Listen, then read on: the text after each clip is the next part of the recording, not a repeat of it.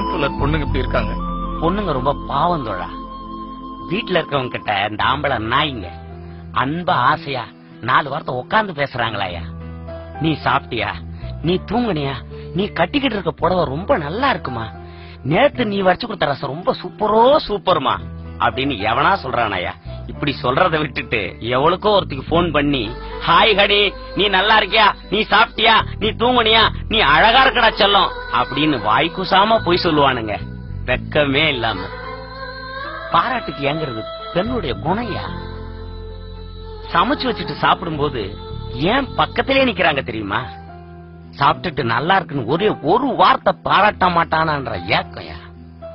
இப்படி பாராட்டலன்றத புரிஞ்சுக்கிட்ட இந்த மாதிரியான நாய்ங்க அவங்கள தவறா பயன்படுத்துறானுங்கயா.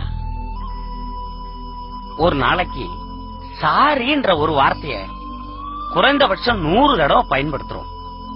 எங்கோ யாரோ முகம் தெரியாத ஒருத்தர்கிட்ட சாரி சொல்ற நீங்க ஏன் பொண்டாட்டிகிட்டையும் காதலிக்கிட்டையும் சொல்ல மாட்டீங்க?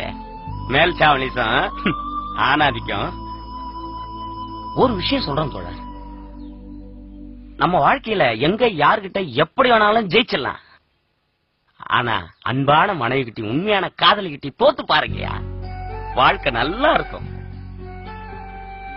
இப்படிப்பட்ட ஒரு வாழ்க்கையை வாழணுங்கிற போதுதான் ஒரு விபத்துல என்னுடைய பொண்டாட்டி பிள்ளைகளை எடுத்து 2 கால்களை இழந்து இங்க கிட்ட அனாதையா கிடக்கிறேன். போங்க தோழர், போங்க, விட்டு கொடுத்து வாழுங்க, வாழ்க்கை நல்லா இருக்கும். போங்க தோழர்.